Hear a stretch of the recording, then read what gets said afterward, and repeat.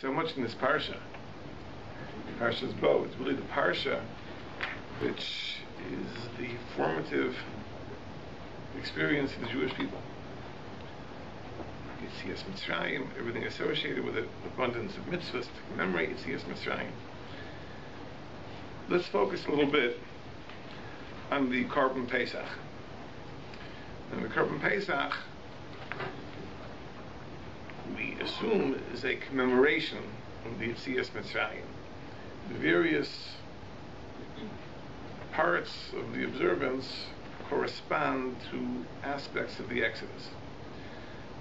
In the Haggadah we say, Pesach Zushanu Oichlin, the Korban Pesach that we eat, is al shum shepasach, is because God passed over the Jewish homes in Egypt. The matzah is because lo hispik b'tzeikam shlavasenu lahachmitz. They were in such a rush to leave. They were chased out of Mitzrayim. The dough did not have time to leaven, so it had to be made into matzah. The morar is al shem v'yomaru es chayeyem. It's because our lives were embittered. So it's a commemoration. So at first glance, it's very, very odd to observe a commemoration before the event that it's meant to commemorate. This that we observe, the Korban Pesach for eternity, makes sense. It commemorates the Yetzias Mitzrayim. It commemorates the Exodus which took place back then. But the night before the Yetzias Mitzrayim, what is the idea of commemorating an event which did not yet happen? It seems very, very strange. And the truth is that there is a verse in the PARSHA which really brings out the absurdity of this observance. Because when we are told to instruct our children, it says, "V'yigadata lebincha b'yom lemor," you shall tell your child, "Ba'avur zeh asa Hashem li b'tzeisim mitzrayim." It is for this, because of this, God did for me when I left Egypt. And we always twist the words around and translate them differently. That we do this because of what God did for us when we went out of Egypt. That's not what the words mean. The words literally mean, it is because of this, because of the matzah, because of the maror, because of the Korban Pesach, this is why God did for me. This is why God took me out of Egypt. Which seems to turn the whole thing on its ear. Because we think we eat the Korban Pesach because God took us out of Egypt. The Pasuk really says no. That God took us out of Egypt because we eat the Korban Pesach. So it seems to be putting everything in reverse. The proverbial cart before the horse. Now the answer is like this. That HaKadosh Baruch Hu does not do miracles. He doesn't do great things. That they should be a flash in the pan. It isn't just that he should dazzle his audience and everyone goes home unchanged. The things that HaKadosh Baruch Hu does, he does for eternity. For nitzchias. If there's not going to be an eternal consequence, there's no point in doing these great deeds. The reason HaKadosh Baruch Hu took us out of Mitzrayim is because God foresaw that for hundreds and hundreds and hundreds of years to follow, Jews would be sitting at the Seder table commemorating this story. That's what makes it worthwhile. So when we observe the Seder, we are not commemorating the Exodus, we are justifying the Exodus. This is what it's all about. This is why it was done. It was done because there would be a nation that would commemorate these events for all time. That's Ba'avur Zeh. God tells us, tell your children every year at the Seder, Ba'avur Zeh, it is because of this that God took us out of Egypt. That's what God had in mind. God had in mind our sitting at the Seder table observing Pesach. And therefore, even that first year in Mitzrayim, to demonstrate that the observance of the Korban Pesach was not merely a commemoration, but it's a justification. That's why we observed it even before it took place. We haven't left yet, but we observe it. I want to point out a very, very interesting thing. that in the Sipur Yetzias Mitzrayim, the telling of the Exodus, Chazal tell us that Maschilin Bignus Mesayim B'Shevach. We begin with the degradation of the Jewish people. We conclude with the glory of the Jewish people. And the Gemara says that there are two aspects to this. First is the physical bondage. Avodim Hayina, we were slaves. Ve'otziim, God took us out. So that's one aspect of beginning with the shame, ending with the glory. Another aspect, of course, is the spiritual side. Originally, our forefathers themselves were pagans. Now, through the experience of the Yetzias Mitzrayim, God brought us close to serve Him. So there was an ascent. Many people, when they go through a difficult time, try to put it out of their minds. They don't even think about it. They don't even remember it. So horrible, so terrible. Baruch Hashem, things are better now. Let's think about the future. Why should we think about the past? The Jews are out in that way. Because we relive the past. We don't only relive the glory of the past, we relive the shame, the degradation, the humiliation that preceded. What's the idea of that? Because why do we have to commemorate the servitude, the bondage, the spiritual degradation? Why is this so crucial? Why can't we just put it behind us, forget it, and move on? We mentioned the comment of the Maral a few weeks ago. Very, very interesting comment of the Maral. Maral says like this. Maral says that if a Jew would know the meaning of Golus, he'd know the purpose of Golus, the purpose of our suffering, he would really be redeemed. Because the pain of Golus is not just the physical torture, the affliction. The pain of Golus is the lack of understanding. The lack of understanding. It's painful. Sure, Golus is painful. But what makes it really painful is the not knowing why. And that's why when there's a Gzeir, when there's a decree of Golus, God doesn't reveal the whys to us. So Yaakov Avinu couldn't reveal the case. Because if Yaakov would have been able to reveal the case, then we'd know the entire course of the Jewish history, we have the answer to the question, why? And then it wouldn't be Golus. So this information was withheld, Yaakov couldn't reveal it, that's why Golus is what it is. But the corollary of this is that Geula, redemption, doesn't just mean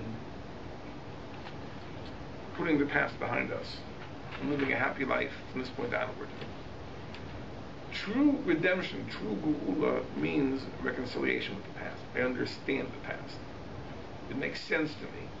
I even appreciate the past on some level. Otherwise, you're not redeemed. And, we who live in a psychological age know about repressed trauma. A person goes through a bad experience, tries to put it out of his mind, but it percolates to the top sooner or later. Sooner or later, he'll have to grow with the symptoms, consequences of that suppressed memory. Unless the person finds reconciliation, unless the person comes from understanding, even an appreciation of the past suffering, the meaning of it, the purpose behind it, he's never really free from it. He tries to push it out of his mind, but it always follows him along. It always tails him. It always is there, ready to pounce upon him. Usually at a very inopportune moment.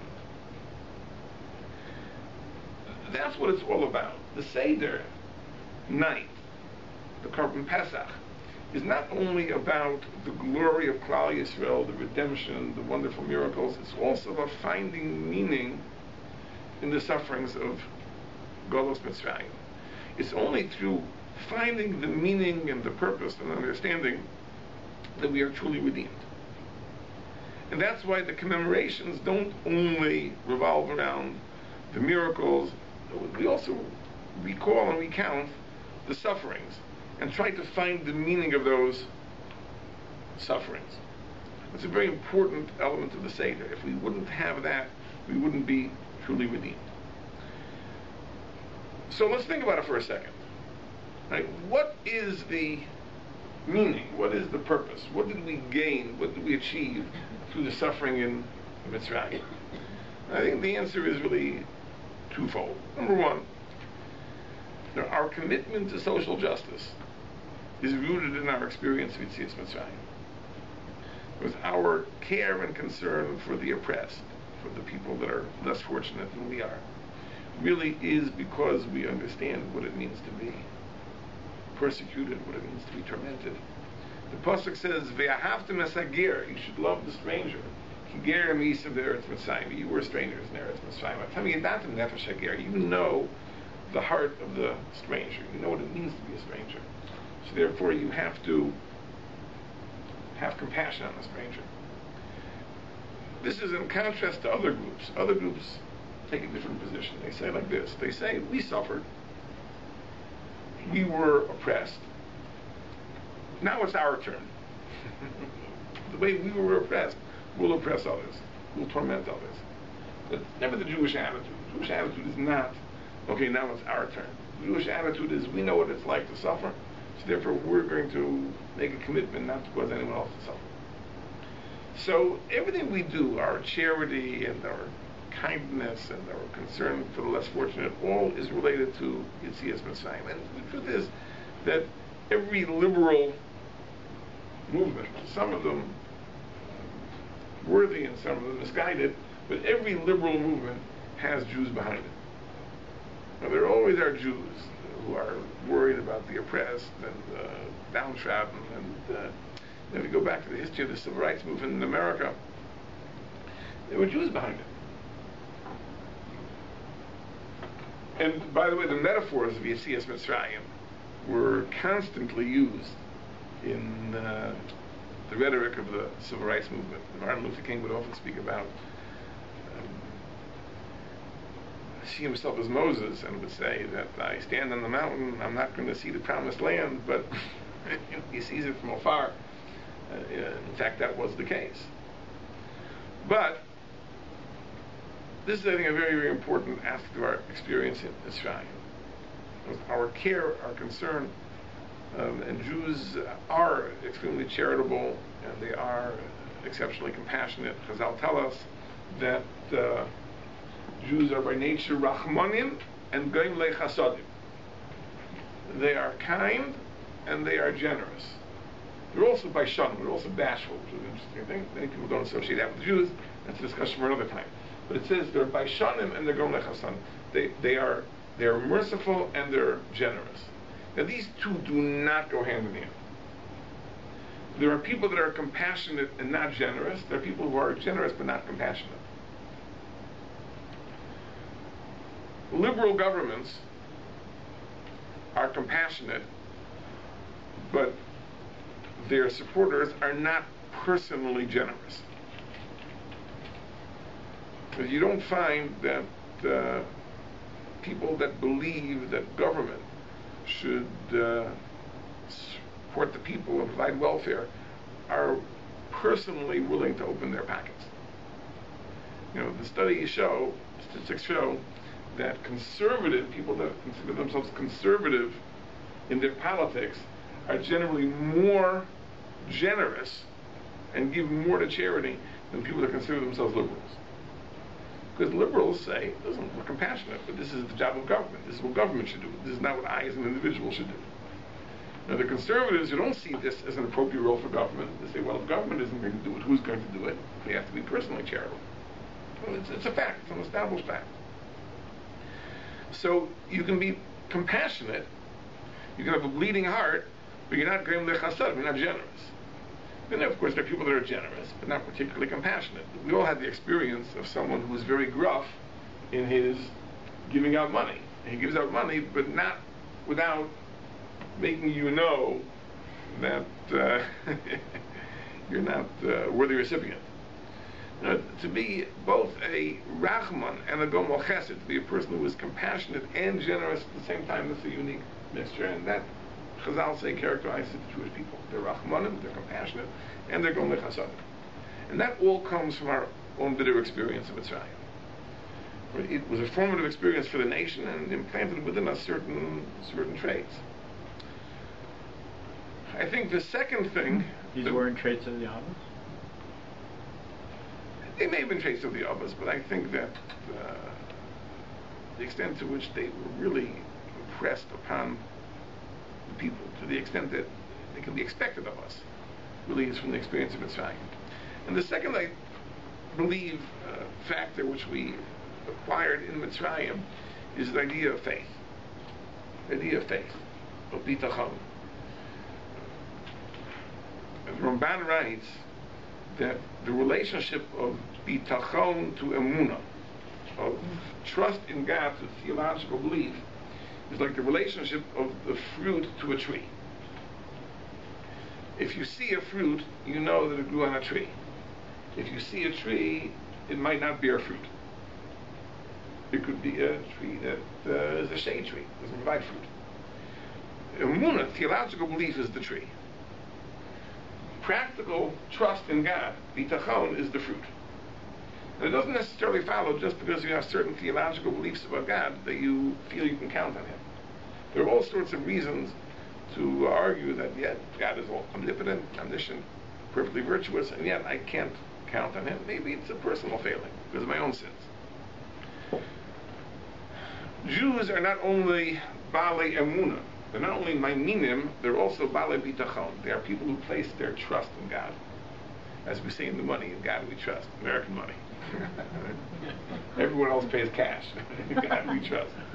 But the point is that this is something which typifies Jews. And as a result, in the bleakest of times, in the darkest of times, Jews have kept their faith and been strong. Now, I was speaking to a woman yesterday who has gone through some very difficult times.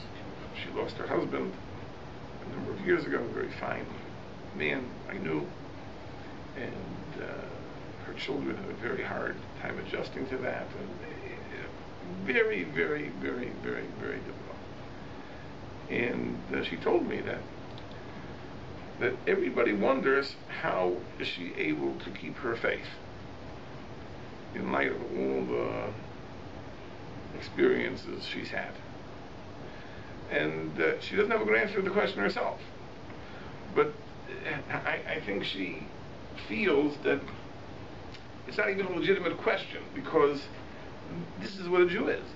A Jew is a person who possesses a very, very deeply rooted trust in God, even where our experiences are seemingly inexplicable. That also comes from the Yetzias Mitzrayim. The Yetzias Mitzrayim took place at a time which could only be described as hopeless. There was no hope of redemption. Chazal say that there never was a slave who escaped from Mitzrayim. And things hit rock bottom. They got much worse before they began to get better. Even to the point, as we said, that Moshe Rabbeinu himself turned to God and said, Lama harei lo salama zeh. Why did you make things worse? And God says, Ato tira, now you'll see. Now that things have hit rock bottom, now the time is right for the redemption. And from that we learned that it's never, never hopeless. As bleak and as dark as things seem to be, there always is a glimmer of hope and light at the end of the tunnel. So I would suggest that perhaps this is the interpretation of a very, very difficult passage in the Haggadah. As we come to the Seder, and we know that the Seder has a Seder, there's an order, there's a structure to the mitzvahs of the night. Kadesh, Urchatz, Karpas, Yachatz, Magid. There's an order, everything is done in order. And there's one part which is called Yachatz. At Yachatz, we break the middle matzah. And then we have the introductory paragraph. Halach ma'anya, this is the bread of affliction that our forefathers ate in Egypt. And then the child asks the 4 questions, and then we give the answers. But I like to think, I have no proof to this, that Yachatz, the Halach ma'anya, is not really the introduction to Magid. It's not the introduction to the story. The story really begins with the Manashtam. Questions and answers. Yachatz, Halach ma'ani rather, is the explanatory paragraph to Yachatz. We break the middle matzah, and then we comment on the matzah. So Halach ma'ani is not a new thing. It's really the explanation of what it is exactly that we did. Now, when we break the middle matzah, why do we break the middle matzah? Chazal tell us that the Seder is performed over matzah. Matzah is what lechem oni, which literally means the bread of affliction, but oni also means to answer, to recite. It's lechem she'onim alav dvarim harbe. It's the bread over which much is said. Much is said over the matzah. The matzah is our visual aid. I'll just mention an interesting thing as an aside. You know that there really are two things we use at the Seder. We use matzah and we use wine. And we know that whenever we lift the cup of wine, we cover the matzah. So in the middle of the Maggid section, when we lift up the cup and say, V'hi she'amar l'avosseinu v'lanu, we sing praise to God, that the promises God made to the Jewish people stood for us in all generations. We cover the matzah. We put down the cup, we reveal the matzah again. So it's either wine or matzah. And of course that is related to the fact that on Shabbos, the bread is covered when we raise the wine. Because we don't want to embarrass the one by showing attention to the other. So whenever we raise the cup, we cover the matzah. Whenever we lower the cup, we uncover the matzah. But what does it really mean? Why is it sometimes wine and sometimes matzah? The answer is like this.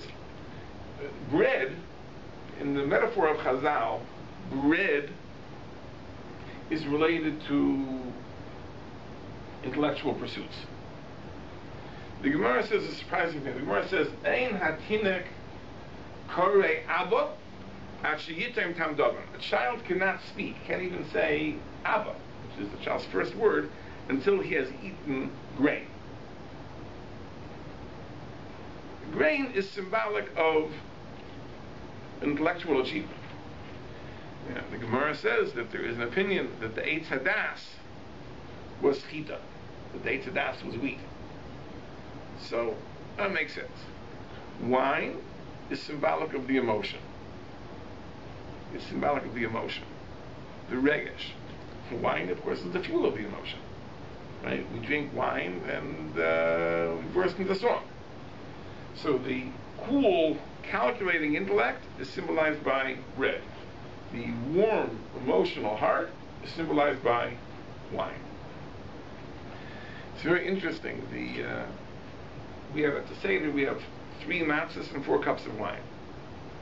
So one of the explanations for that symbolism is that the 3 matzahs correspond to the 3 avos, Avraham, Yitzchak, and Yaakov. The 4 cups of wine correspond to the 4 mothers, Sarah, Rivka, Rachel, and Leah.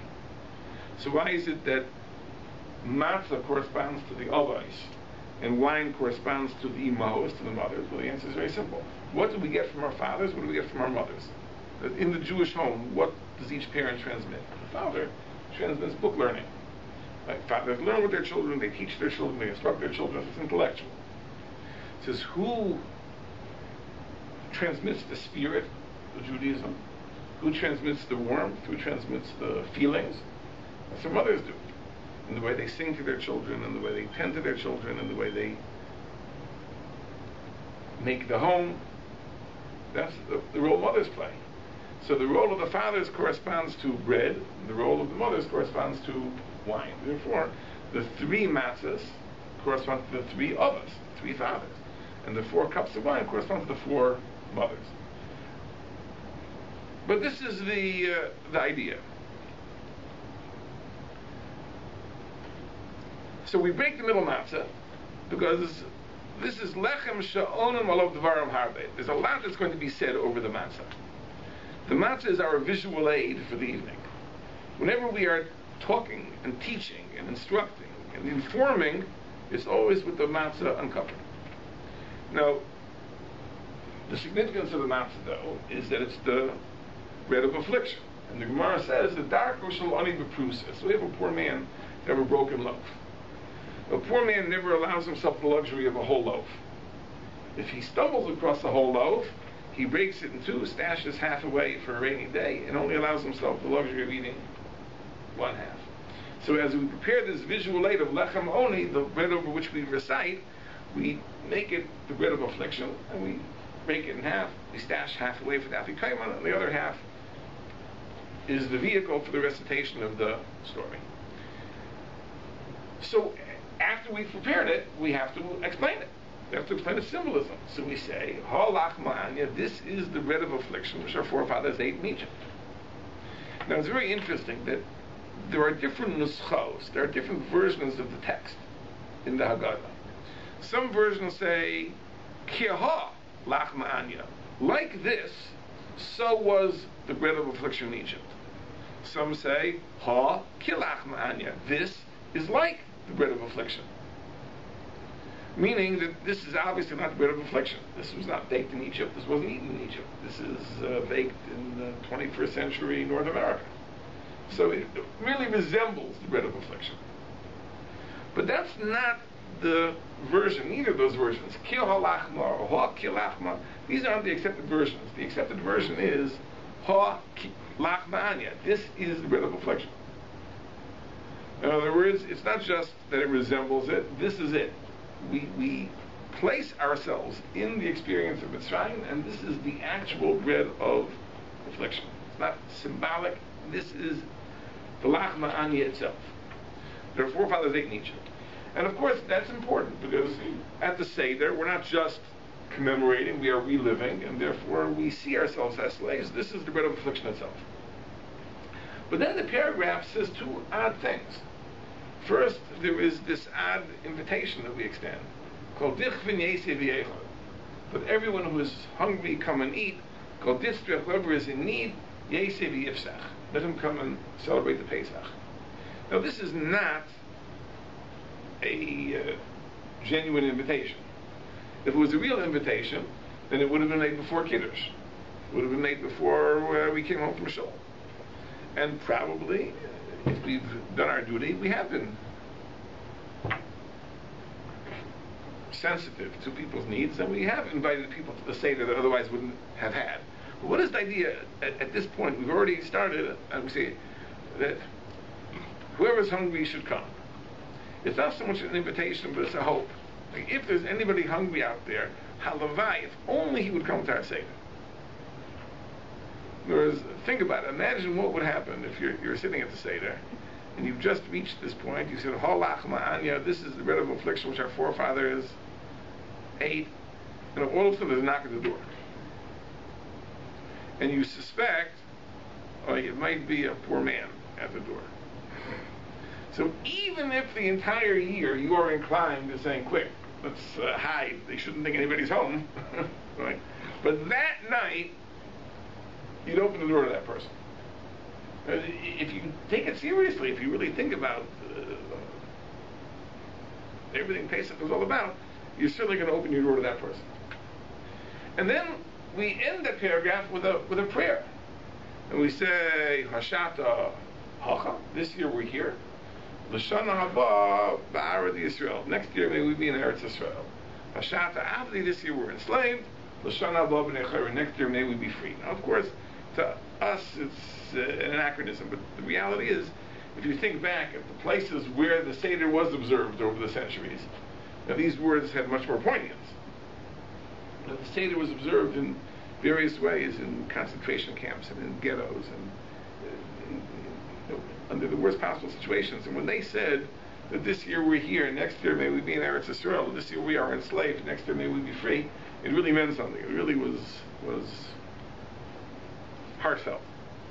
But the paragraph has no flow, it has no structure. First we talk about the matzah, and then we talk about our desire that the poor should find their way here, and then we talk about this prayer for the future. What is the kesher? What is the thread that brings this whole paragraph together?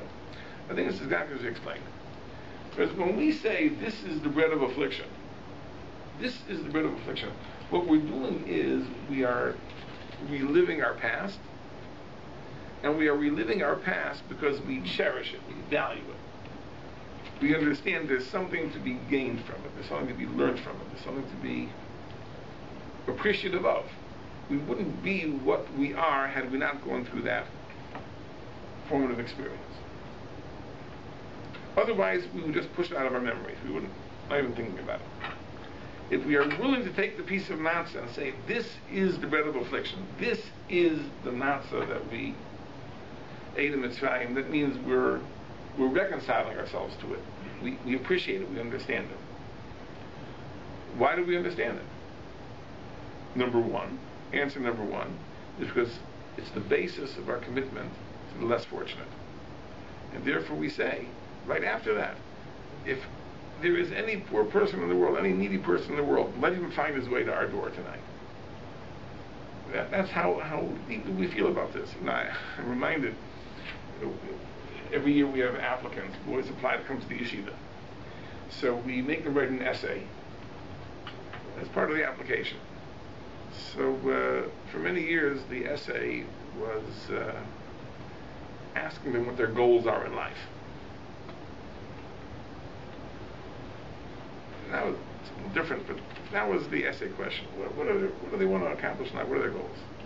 So a boy once sent the following answer in. He said that his goal in life is to learn through the entire Shas, which is pretty impressive, and to make enough money to feed all the poor people in the world. Now that's ambition. Like to make enough. I don't know if there is enough money in the world to feed all the poor people, but that's what he wanted to do. He says that's what we feel we want to do.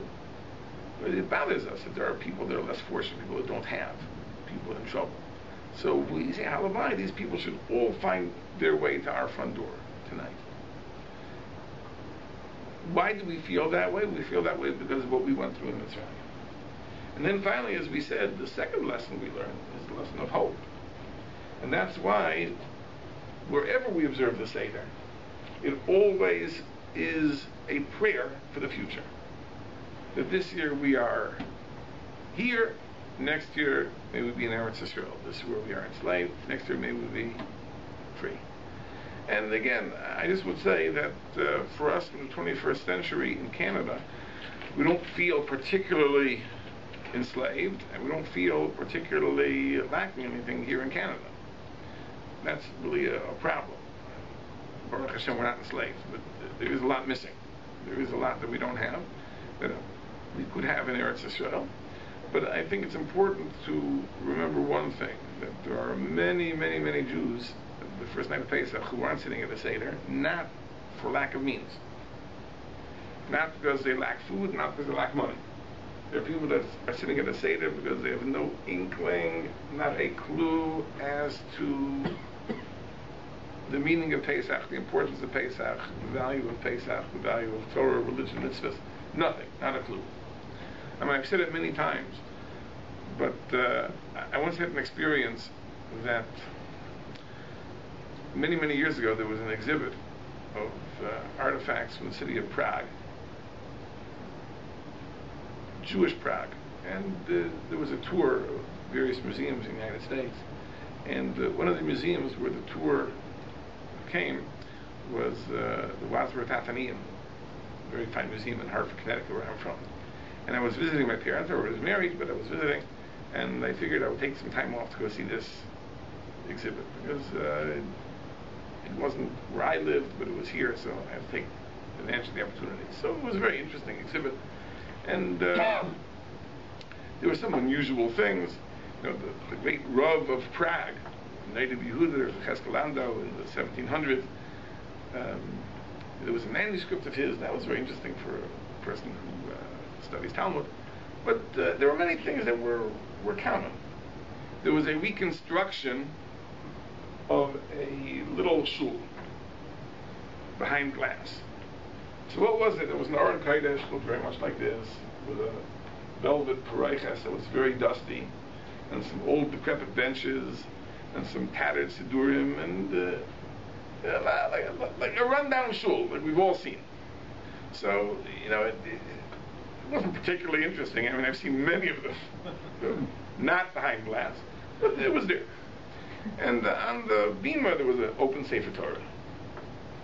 Anyway, but what was more interesting than this little shul, which was not interesting at all, was to watch people looking at this thing. So a couple people came, a father and son came, and they are looking at this thing like with King Tut's tomb. Like this was something that was so out of their experience. They were looking at it, and their eyes were wide open, taking it all in. And of course there was a card that explained what everything was. And the son asks the father, and these people are clearly Jewish, don't ask how I can tell. And the son asks the father, what is that? Pointing to the thing that's on the bima, that scroll that's open, what is that? And the father says, it says here, that's the Torah. And the kid says, what's that? And the father says, I think those are the laws. And is it possible that there are Jewish kids, Jewish teenagers, who don't know what a Sefer Torah is? I'm not talking about what's written in the Sefer Torah. I'm not talking about Rashi or Gemara or some complex idea. But not to know what a Sefer Torah is? It says that's the golus in which we live. So as comfortable, as cushy as it is, and as secure as it is, but there's a price we pay for that, which is the price of assimilation and disconnection from our heritage. So when we sit at the Seder and we have this prayer for the future, there's plenty to pray for even nowadays. Perhaps not the same thing as that people prayed for in the ghettos, but there's plenty to pray for. Yeah. The matzah that we prepare, relative to commemorating the gradual affliction and not having enough time for the bill to rise, how do we connect the dots between the meticulousness of preparation, as we know, the 18 minutes, etc., to that? How do we get from one to the other? You know, let me explain it with a muscle. Let's say you built a log cabin around 1840. It would be a slapdash affair, right? Just throw it together, however it is. Let's say in 2012 you want to make a historically accurate replica of a log cabin.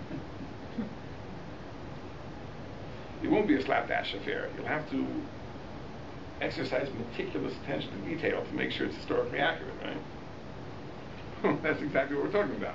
In other words, the matzah then was unleavened because they were in such a rush they couldn't pay attention to it, and therefore remained unleavened. If we want to replicate that, you have to do it with military precision. Otherwise, it won't be a replica of that. That's the interesting thing. That something which is the first time around haphazard requires a tremendous attention to detail to make a perfect copy of it. Right?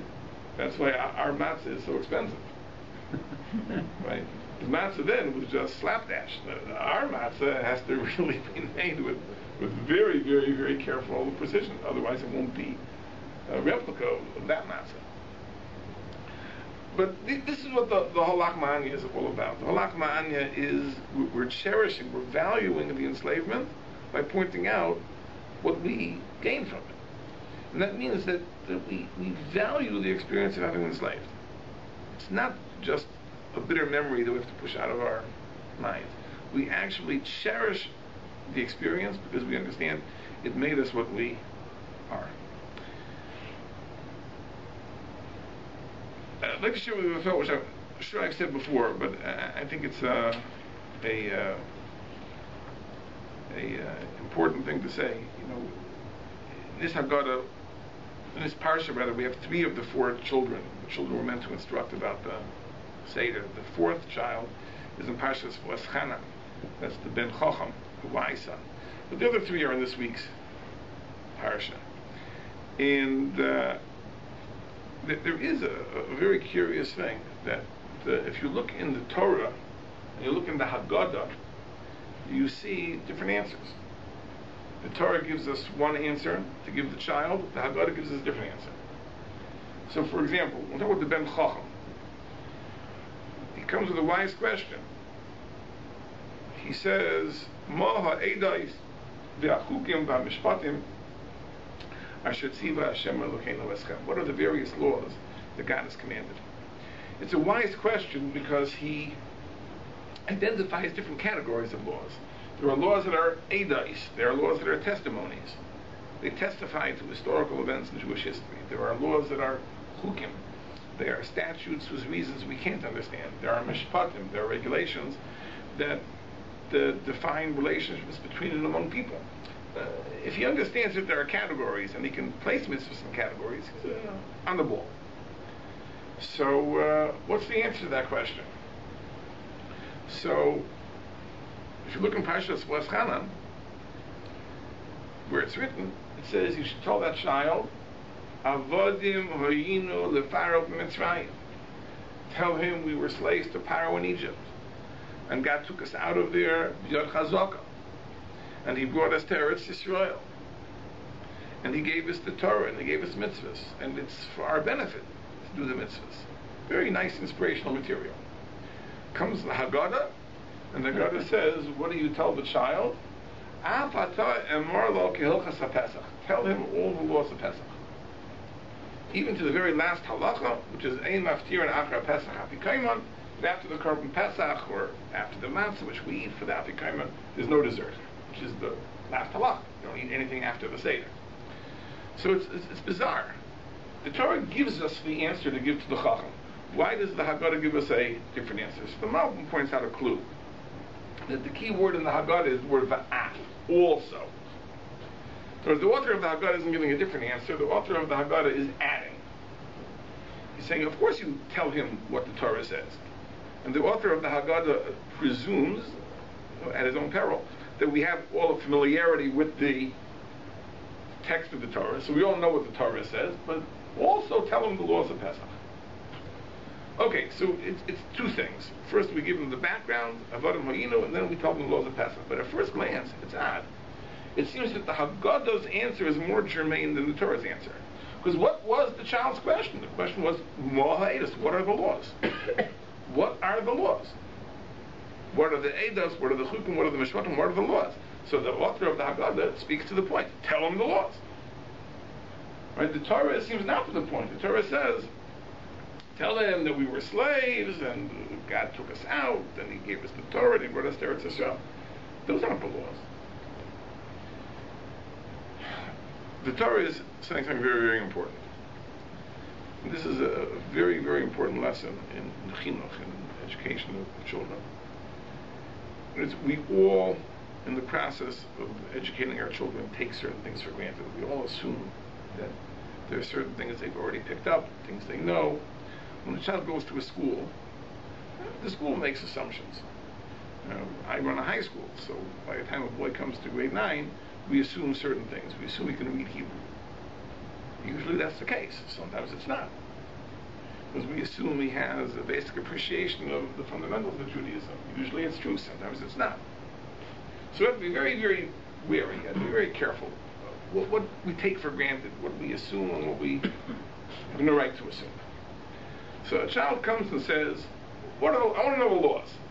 I want to know the laws. Tell me the laws.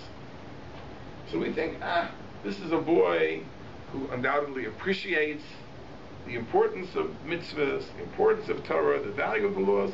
He just wants information. He wants the nuts and bolts. So what I have to do is tell him the laws. The Torah says, no. When your child comes and asks you, what are the laws, this is a golden opportunity. This is a golden opportunity not to be missed. To give him the background. To give him that information and those values that you may assume that he already has, but you shouldn't take them for granted. You have a captive audience. He's already coming to ask. It's not that you're imposing yourself on him. He's coming to ask you a question. Take advantage of the opportunity. Give him the background. And I said many times that the Balatanya says an amazing thing. The Balatanya writes that he says something which really, it's Ramban, that we know that the Torah is comprised of two types of mitzvahs. We have mitzvahs saseh, mitzvahs lo yisaseh, positive commandments, negative commandments. The positive commandments are all offshoots of the idea of avas Hashem, the love of God. We love God, so how do we express our love? We express our love by doing the positive commandments. All the negative prohibitions are offshoots of the idea of yiras Hashem. We revere God. We fear God. How do we express that? We express that by desisting from the prohibited things. So there's Ahava and Yira. These are the roots for all the 613 mitzvahs. Ahava and Yira, in turn, are rooted in belief. If you don't believe in God, obviously you're not going to love Him, you're not going to fear Him. So the foundation of everything is Amunah. That's the foundation of everything. On that foundation, the next layer is Avas Hashem and Yiras Hashem. On top of that, you add the 613 mitzvahs. If you jump to the 613 mitzvahs, then the instruction you are giving the child has no foundation. There's no foundation. Imagine trying to build a building without a foundation. It just collapses. There's nothing to hold it up. So therefore, if you think that it's only important to educate your child in the nuts and bolts of practical mitzvah observance, but you don't have to give him a sense of love of God, reverence for God, belief, faith. If you can take that for granted, you're making a big mistake. So the author of the Torah, Ribono Shel Olam, is telling us, don't make that mistake. When your children ask you and they want to know the laws, don't assume, well, this is what they need to know. I can take for granted they have an appreciation and they value mitzvahs and they understand the course of Jewish history. No, start from the beginning. God took us out for our own good. He gave us the Torah, He brought us to Eretz Yisrael. Mitzvahs are spiritual opportunities, not burdens. That's what the Torah is telling us. The Torah is not even telling us how to answer the question. The Torah is telling us what you should do before you even attempt to answer the question. The author of the Haggadah just ends but also don't forget to answer the question. The worst thing is that you come and ask a question, and you get bogged down in introductions, and you never get the answer to the question. So sometimes you have to go to a class. You go from a tangent to one thing leads to the next, one thing leads to the next. You never answer the original question.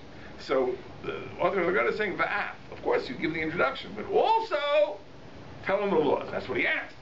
So don't forget to do that. But the Torah isn't concerned with that. Of course, if he asks for the laws, you tell him the laws. The Torah is telling us that when he asks you, what are the laws, take advantage of that opportunity. You have a captive audience, use it. That's the Chacham. When it comes to the Rosh, it's the same thing. Again, it's in this week's PARSHA. The Ben Rosh, the wicked son, asked the question, what is the purpose of this avoda to you? And to you means, you do it, but not me. It's like Margaret Mead goes to Samoa to study the natives. It's very interesting, anthropology, but she's not planning on becoming one herself. So the Russia says, it's very interesting, what are you doing? Why do you do these interesting things? I mean, I'm not going to do any of it myself, but I'm curious. So that's the Ben Rosh. So the Torah says, V'amartim you shall say, Zevach Pesach Ul Hashem, this is a Passover offering to God to commemorate the miracles of the Yetzias Mitzrayim. Comes the Haggadah and says, no, you give a different answer.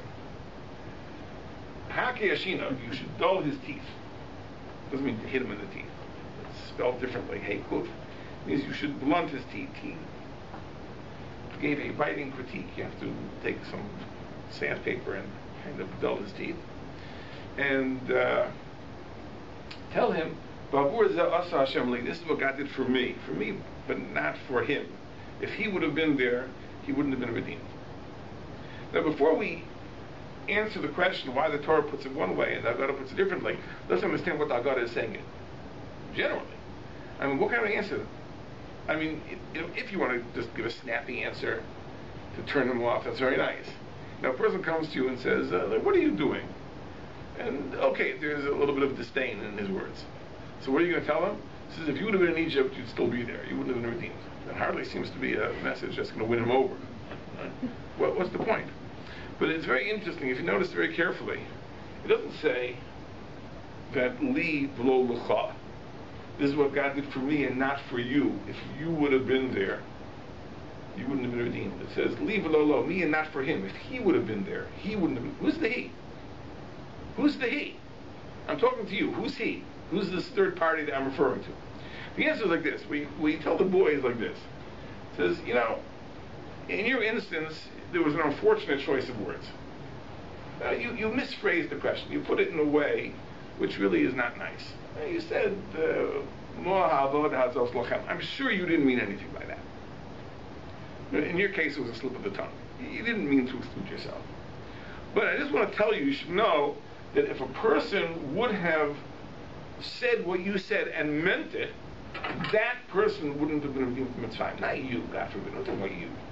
So you're a good boy, right? That person who would have used those same words and meant them, that person wouldn't have been redeemed. But you're a good boy.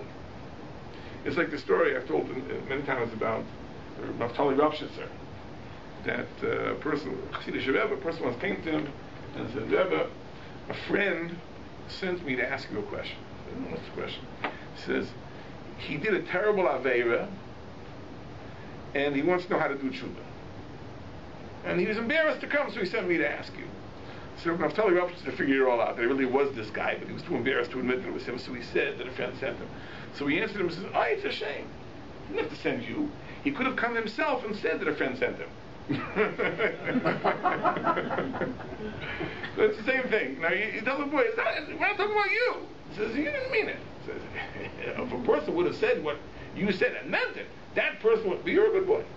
So it's disarming. It's a valuable technique. Right? You don't attack the person. You say, in your case, it was a slip of the tongue. You didn't say what you meant to say, but you should know that it's not a good way of saying it. But the question really is that why does the Torah give a different answer than the Haggadah? So the Beis Halevi says an amazing interpretation. He says like this. He says, because the Torah and again the Haggadah are talking about two different things. The Haggadah is talking about how you answer him, what you should say to him. Don't worry about that. Right. Is what you should say to him. Say to him. The Torah is saying something else. The Torah is saying that after you hear his blasphemy, what should you say to yourself? Now this is an important thing, because when we hear criticism and criticism and criticism and criticism, we begin to take it to heart. We begin to be influenced by that. Maybe they're right. Maybe they have something. When over the years we've heard so much spin from the Palestinians and the Arabs about how they're persecuted and tormented and disadvantaged. And there are Jews who begin to think, maybe they're right. Maybe there's something to what they're saying. Maybe it's true. Maybe we haven't been good, and maybe we've abused them, and maybe we do have no right to Eretz Israel, and maybe Israel, the state of Israel, is just a product of European guilt and imperialism and whatnot. And this creates a generation of self-hating Jews. So how do you tackle that? How do you tackle that? I always say that the first Rashi in Chumash, which says that why does the Torah begin with Bereshis? So that when the Gentiles say that we're thieves, we stole Eretz Yisrael, we'll produce the Torah and say, no, God created the world and He gave it to who He sees fit. So the problem is, what does that mean? It's a joke. We're in the UN, and all the nations are lined up to criticize Israel. And they say you're thieves and you're bandits and you stole the land. So what should we do? We should pick up the Chumash and show them there's a Rashi which says we have a right there, it's Israel. I don't think it's going to win the day. But the answer is Rashi isn't telling us what we should say to them. What we say to them, who knows? There's nothing we can say to them. Rashi is saying, what should we say to ourselves? After hearing this again and again and again, what do we say to ourselves? We have to reinforce our own belief. So that's why we read Reishis Bara Elokim to remind us this is God's world, and He gave Eretz Yisrael to us. Our claim is legitimate. And it's the same thing over here. It says, he says, as if to say it's nonsense. So of course we want to be Makar of him, want to befriend him, and we say, oh, you're a good boy, we'll explain it to you, and you shouldn't have put it that way. It wasn't a nice way to put it. That person, he would have meant it. It would have been terrible, but you're a good boy, and I'll learn with you, and it'll be fine. But after all said and done, there was a critique. So how do I respond to it? How do I relate to that? I tell myself that Zevach Pesach Hashem, this is an offering to God to commemorate all the kindnesses which He performed. When you face that challenge, you have to reinforce your own belief. So these are two very, very valuable lessons. Right? The lesson from the Ben Chacham is that when a child is curious, this is a golden opportunity. This is when you should take advantage to lay a solid foundation on which he can build. Not just to give him the facts of the nuts and bolts of mitzvah observance, but to tell him this is the foundation of our emunah, of our faith. Secondly, from the Ben Rasha we learn that it's not enough to even answer the Rasha. That when we face his challenge, we have to strengthen our own